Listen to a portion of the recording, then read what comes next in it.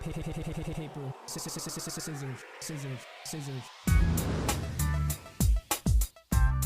Kryptonite, night. LJ,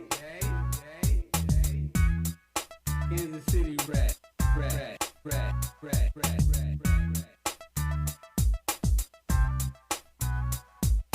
Mike, paper, scissors. Mike, paper, scissors. All right, people. Welcome to Mike Paper Scissors. Back with my my filling guests, Abdur and B Rock, whom I'm about to start calling his ass Barack in a minute because I've it just flows. Touche. I mean, that's not a bad person to be named after. You know what I'm saying? So hey.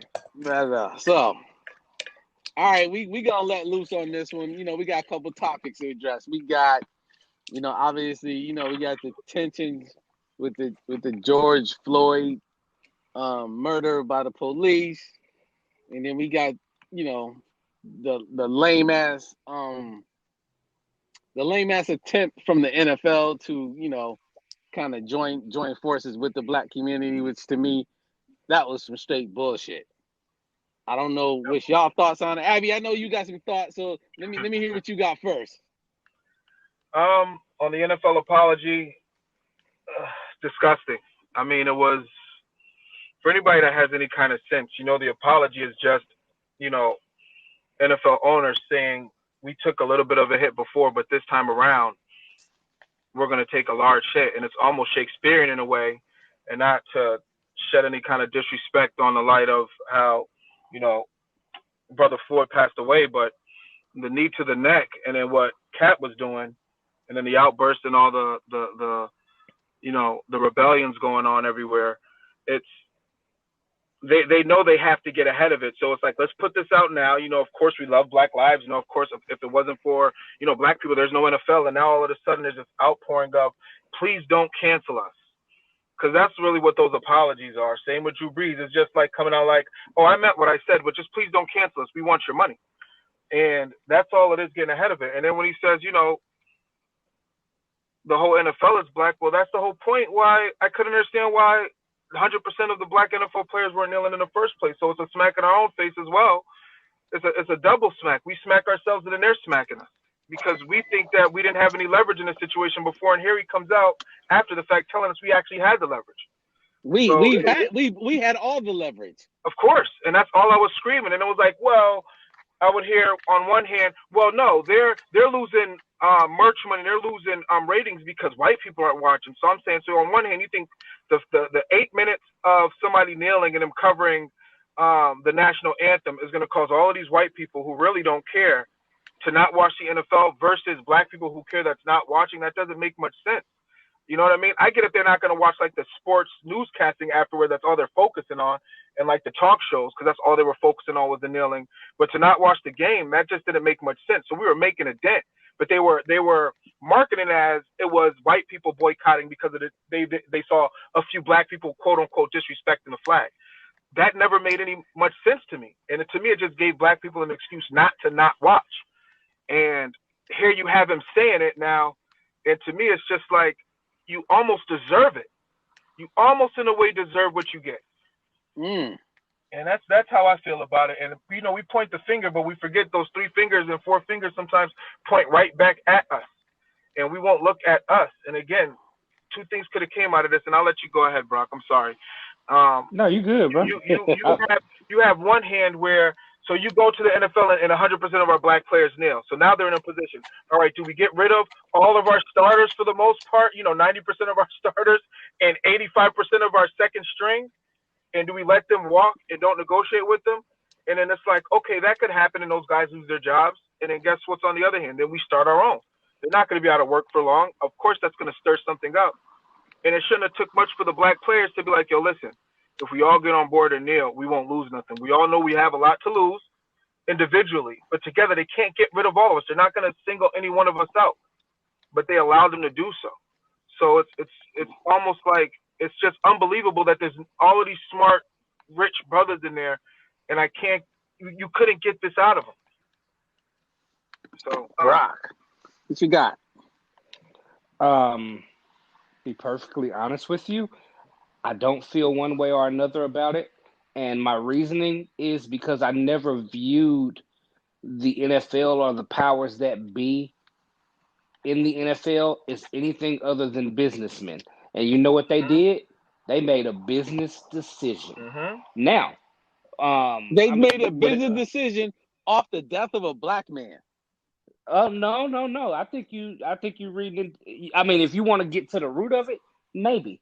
But that ain't. If you look at when the apology came, when did the apology come? The apology came about 24 hours after certain black players made their video. Now, if you really want to look at the root of it, if those black players wouldn't have made that video, and it wasn't, and it had to be certain players that did it. Your Patrick Mahomes, your Odell Beckhams, your Ezekiel Elliott's, your DeAndre Hopkins, your Deshaun Watsons. Those players were in this video. So now the NFL is like, all right, look, y'all, we got the cash cows coming for us now. We got to do something. I would argue that they made a business decision, and it had less to do about Floyd or anything, and more to do about, all right, y'all, the big dogs is coming for us now. We got to do something. Yeah, but they wouldn't have made this video if George Floyd hadn't passed away or got murdered. But right, you're absolutely correct. But that goes back to what Abdul was saying. Is that an indictment on the NFL, or is that an indictment on the players not standing up to begin with? Right. I'm not gonna blame a business for making business decisions. I'm not going to point the finger at people who have shown what they're about, which is the money. I'm not going to sit there and throw stones at them for not being the moral compass. Right. That's not what they're there for. They're there to make money. They're there to make money.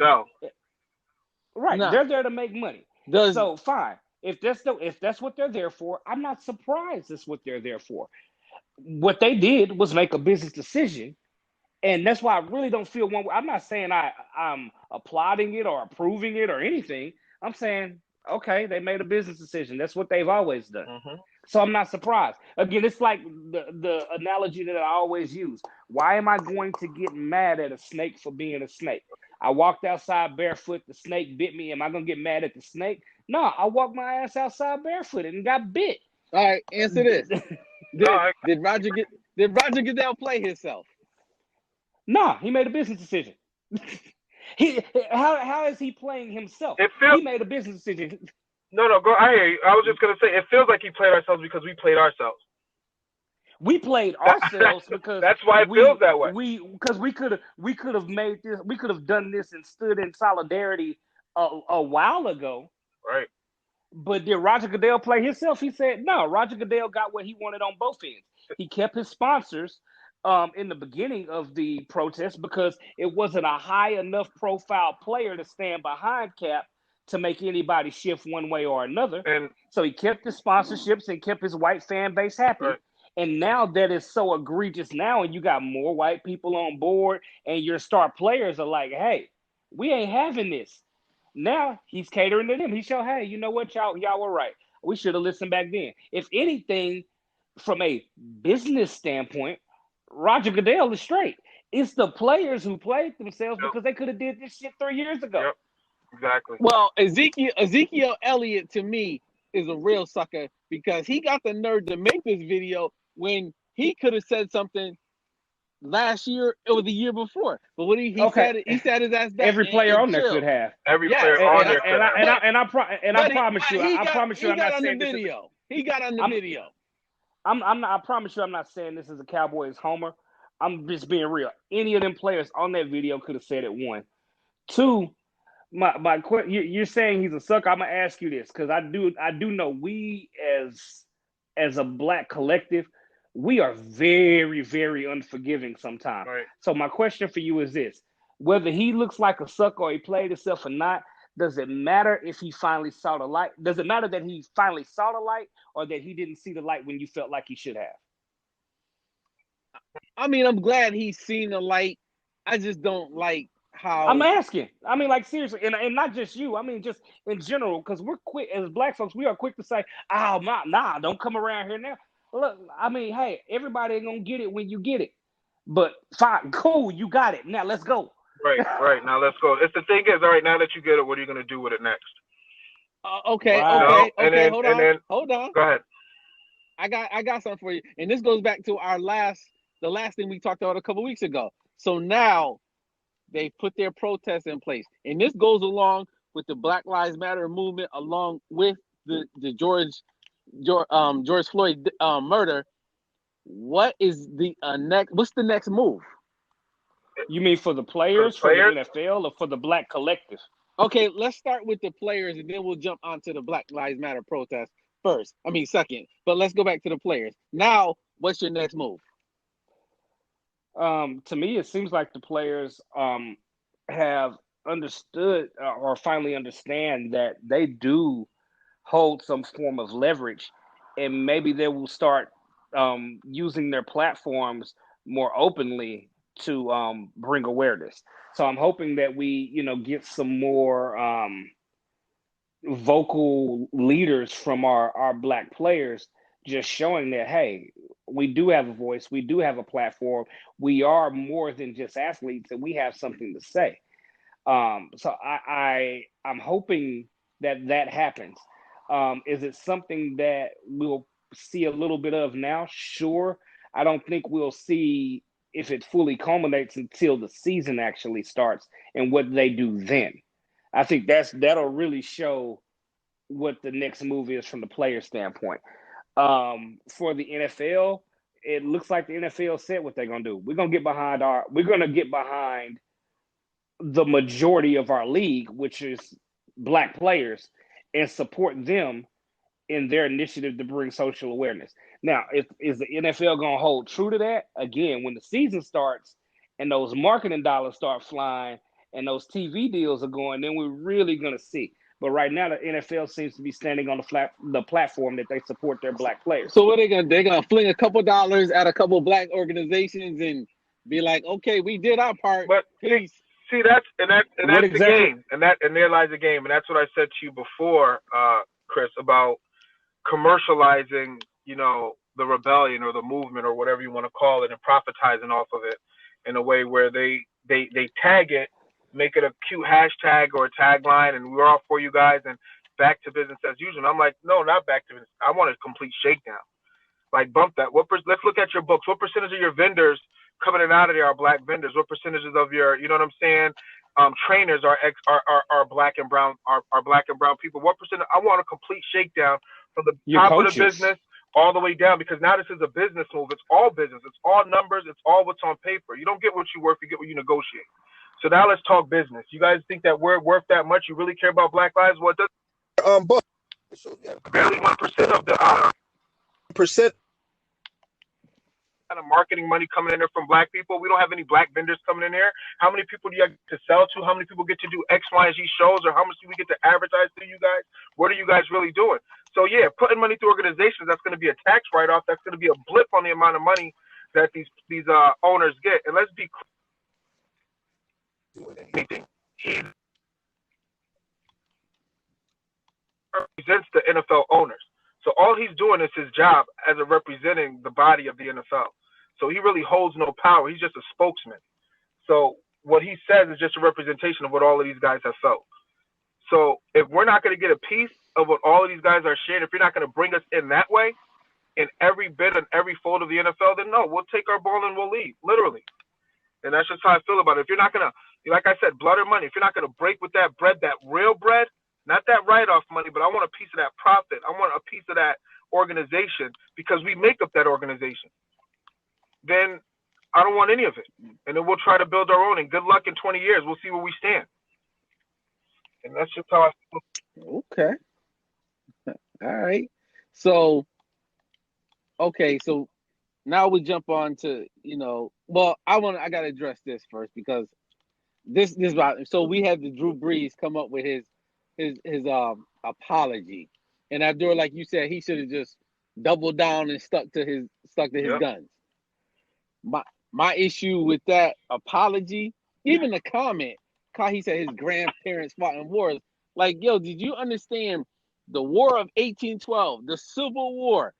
Those were slaves fighting in those wars who had no freedom, who came home to not owning any land, not being able to read and write legally, not being able to do anything, and they still wouldn't fought for this country. So Drew Brees, you can kiss my ass because the black man is the most patriotic person on the land. A little more so than I would say. Yeah, I just had to get that out. Okay, so I'm gonna throw something at you. I'm gonna throw something, and I promise you, this is not me taking up for Drew Brees, but it was just something that I've been look. It was an aha moment for me, and a lot of it had to do with just kind of looking through my kids' school material since they've been going to school at home due to COVID and all of that.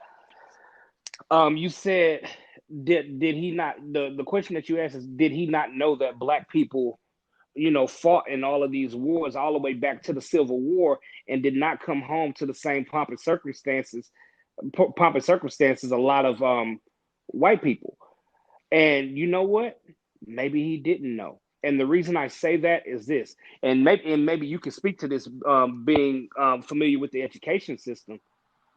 Do we even talk about slavery in school anymore? Yeah, but just as And to be perfectly honest with you, I mean, I've been out of school for 20 years this year, and we didn't even really talk about slavery when I was in school. Everything that I know about the black plight, I learned outside of school. That's part of the game. You know what I mean? That's the whole point. Right.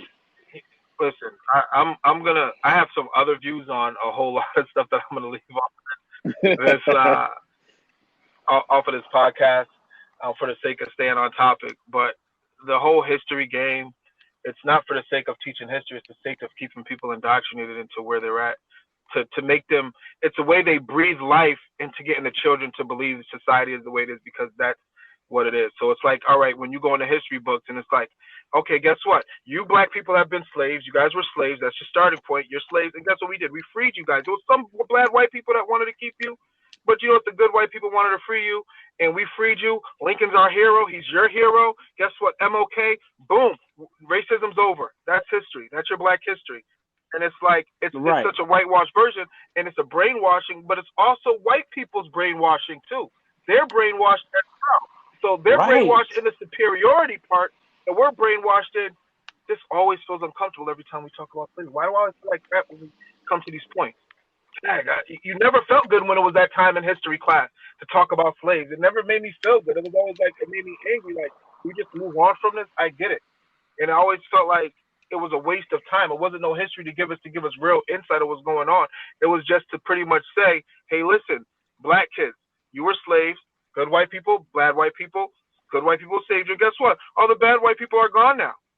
That was back then. See that Confederate flag? We tagged that to them, and anybody that represents that small population, they're a bunch of French people on that side, and everything is okay. And that's just not the case. And they keep a lot of stuff out on purpose, especially with that beginning of our history.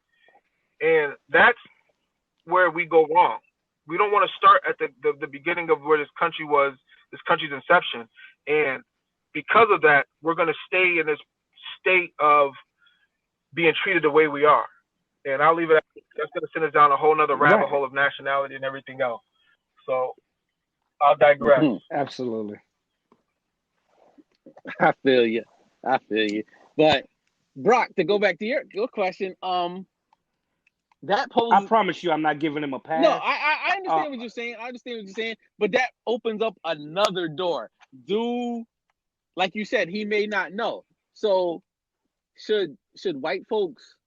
And this is a question that I don't even know how to answer it, because I fluctuate back and forth with my thoughts. Should white folks be able to come to you and ask you about history? Should they research it on their own? What's your thoughts on that? I mean, if you're genuine in nature and you actually want to know, I have no issues communicating it to you. Now, don't get me wrong. I'm not going to sit here and give you the whole rundown of everything that I've learned or researched and all of that. But I don't mind being a kindling in whatever fire you're Right. trying to stir up to push you in a direction to go do further research. If you're coming to me to give you the whole story, nah. But if you want me to give you a little bit, fan your flame a little bit, for lack of a better term, sure. But I honestly think that a large portion of them don't want to know. And the reason I have brought that up is because of something that I read in one of my kids' history books about slavery. And they don't even refer to it. And I don't know if this is if this is, in every state, or if this is just a Texas thing. But slaves are not referred to as slaves in the history books anymore in Texas. They're referred to as forced laborers and or indentured Right. servants. I didn't know Yeah. that. Well, Yeah. So, there's a large portion of them that don't care to know and would love to just wash that little tidbit of history away, just like they have done with, our Native American brothers and sisters, as far as making it sound like, hey, we just came over here and, we discovered it, but there was some Indian folks here and we had dinner and it was all cool. nothing but Okay. wars. People don't understand. Was nothing but wars once they touched it out. And they're created kind, but for the most part, once they started seeing what was happening early on, it was nothing but wars. It was just, again, it's not taught, but it's out there. And you know what they say: black people don't read. So, saying that Yeah. it's I not, you're You not want going to to get it hide in it? You want school. to hide it You're from not. us? It's Put not. it in a book? But you're not Is going to that the get it in narrative? school. You're not going to get it in K through 12. If you're not going to get it at home, you're going to get No, it. You not know at what I'm all. saying? And I was blessed to have a father and uncles and cousins that was in tune with the black plight, and they gave me stuff outside of school. Actually, sent me to school with a chip on my shoulder at the time. But it was like, you know what I mean? But it was like Likewise. I was able to get this, but there's people that aren't getting it on both sides of it. So, like you were saying before, do you blame them? No. If they're gonna ask a question and they want to increase, you know what I mean, their knowledge of our perspective, you got to give that to them. You know what I'm saying? Because that helps everybody out. That's not just a help for them. That helps everybody. That might help somebody getting a job down the line that has no ties or connections to you, but it helps another brother down the line because that person was able to check their biases. You know, so you kind of have to do that for the sake of humanity. You know what I mean? I'm not saying, right, right. my condition close to the chest because I just don't want to share nothing to you. The goal is to have everybody be equally human beings on this planet. It's not for me to turn around and gain a position to try to destroy, you know, Caucasian people. No, the thing is to just make sure on this planet there's balance and everybody gets to, the fruits of their labor. The fact is we've had our labor extracted and been given no fruit. So Right. Okay. So that leads me to my next thing. So, obviously, we got the George Floyd murder by the police. My question is, what's the next move? Because now you got the protest going on for 12, 13 days. And these young millennials, they showing their ass out there too. And I'm not talking about in a negative way. I'm saying they showing their asses because they showing up Yes, and we are. they showing up and showing out. yeah, they're coming out. Yes, we are. But what's your next move now? Everything has to have an agenda. You got to have an agenda when you with a protest. Of course, you got the numbers, you got the attention, but now what's next? All right. So, if you ask me what's next, I mean, just to keep it brief, the first thing that we have to do, because like you said, we have the numbers, we have the attention. We have to do a very diligent job about identifying our black leaders. And again, not our leading blacks, our black leaders. Who is going to come out of this flame as our leadership and our spokesperson? And like we spoke before, I think it does need to be somebody that's probably in the upper end of the millennial generation of my generation, so that they can relate to the Gen Zers, but still Right. have the respect of the elders to actually get things done. You need the young people because you need the bodies to move. You need the wisdom from our elders. So we need that. So it's identifying our leaders first. The second thing we need to do is understand the importance of group economics and start to build our own things, our own communities, our own stores, our own products, and just becoming more of a self-reliant people. Now, I'm not sitting here saying, hey, this is not a shot at our Latino brothers and sisters, our Indian brothers and sisters. It's not even a shot at white folks. It's just really becoming more self-reliant as a community because everyone else Right. relies on themselves. And I think that if we had more of an economic base amongst ourselves, then we can actually affect policy. All of our economy goes to other groups, so we really don't have any stress when it comes to economics. And then last but not least, and y'all know I'm always on this, we need to arm ourselves because the moment we start talking about dollars and cents, you think they mad at us now for protesting? You attack the money, that will be a declaration of war. And you need to be prepared to protect the things that we build. I think those are just kind of the three baseline steps that we need to take. Okay, so basically what you're saying is there is no agenda after this protest is over. No, what I just laid out for you is what the agenda Yeah, should but be. no, If but you're no, asking me no, what no. it, I'm Well, asking there you, isn't what's one the next right move? now. The That's what next it move. should be, and I agree with them. no, there, right, yeah, that's what it should be. If you ask me what it is, there isn't one because we haven't really And that identified again, any black and that leaders. and that's how I was going to answer the question. That we can't take a step forward because there's no one to put our energy into to take that step forward. It's sadness, and I've heard that in other places. It's like there's nobody that can really pick up this torch and run with it the right way. That's 35, 40, 42. That's in a certain position that's been doing the right thing that we can lean on to actually direct this energy to say second and third step, which really is first and second step to what Brock said. You know what I'm saying? Because we don't have that leader, it turns now what should be step one, which is pooling our resources, our economic base, that turns into step two. You know what I'm saying? So we're actually back a step, sadly. But when we do identify that person, Right. what he laid out was exactly right. And it's again, we've always built up communities. We've always began to get financially affluent, and then they've always burned it to the ground. And I talked about that in our last time we got together, and it was like we never have both sides of the coin.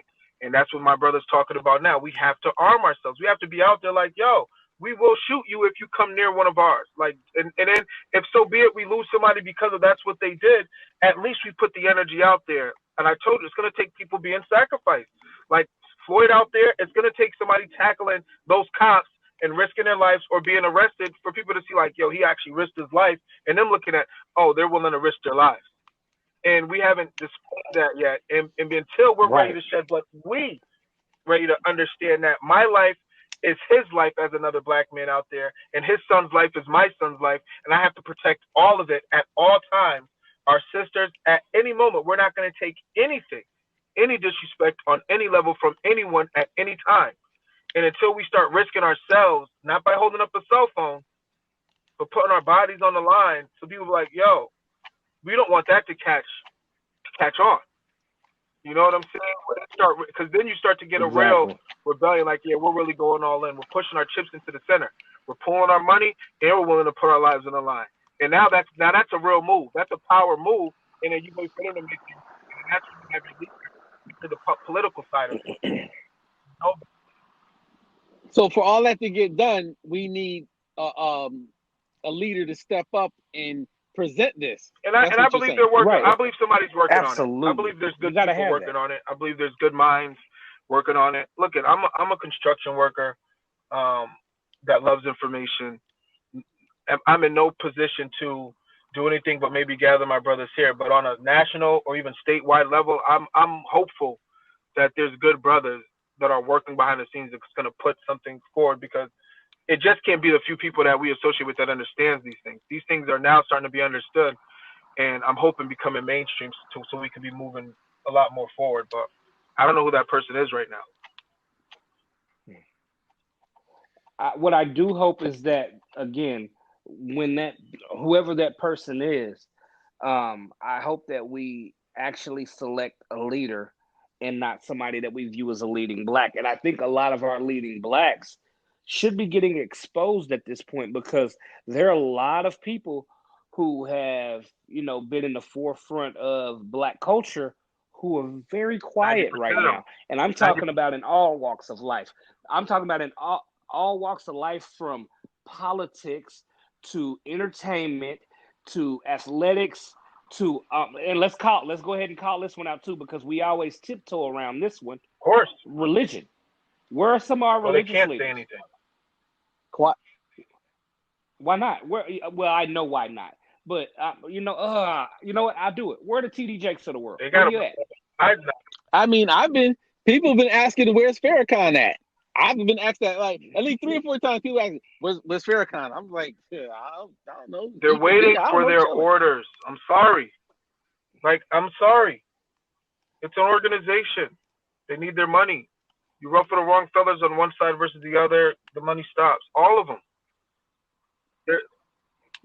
So the moment that churches started taking that federal money, they became a part of just another cog in the system. It goes further than that, though. It goes beyond what you're saying. But again, that's for another podcast. Indeed. I don't want to take us down that rabbit hole now, man. I'm sorry, man. Hey, Martin Luther King didn't wait for his. You're right, and look what happened. He realized it too late, though. He was taking orders. He was following along. He was getting along with the get along, and then he realized the get along was getting him nowhere, and realized it too late and made a switch and got clipped. They saw that switch come. And where did the switch come? He started hitting them in the pockets. Like, whoa, wait a second. They're running game on us, but the game is really being ran more on poor whites, because what they're doing is having you look down at us, and they're picking your pockets blind. You know what I'm saying? So really, we're both in the same boat. Right. They just gave you just a way to feel better about getting your pockets picked by us. So when he started shedding the light on the real issues, boom, we pay a couple of people around him. There he goes. He's gone. And he realized it late. And, I led my people into a burning building. You know what I'm saying? Like, segregation, I think, for us would have been the best thing to happen to us. Even with them trying to come at our communities, I feel like if it would have just been ours, at some point we would have defended it. And the fact everything was integrated. Right. Like I said, our money was integrated into the systems, but our economic upward movement was not. So it just, it's really devastating the way that it's like that. And it just seems like there's been so many missteps.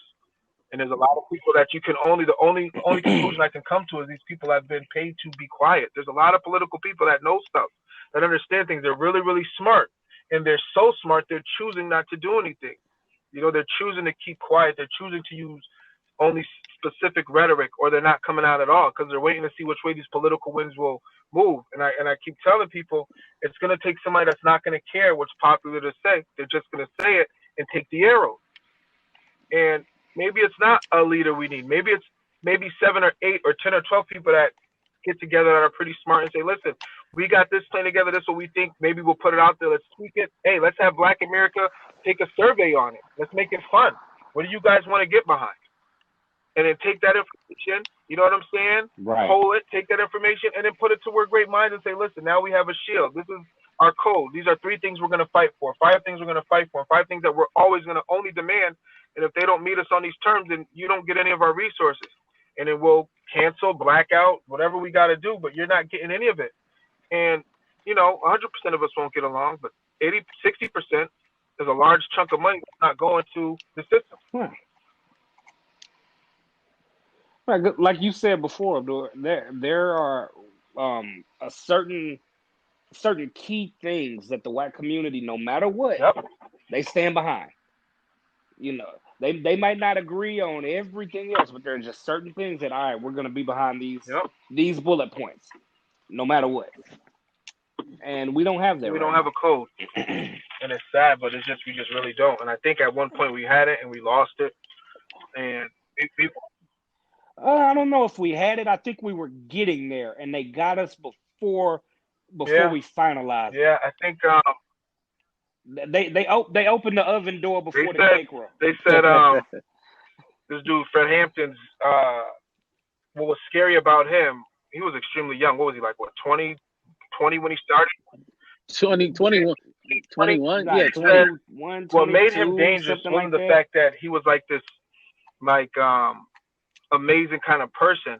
It was the fact that he can get two opposing sides together and get them to direct their energy into one channeling force. So he would go to the gang members and say, "Listen, I get you don't like him for this reason. I get why you don't like him for this reason. But some of the reasons why y'all don't like each other is because of these two guys. It's because of these guys over here.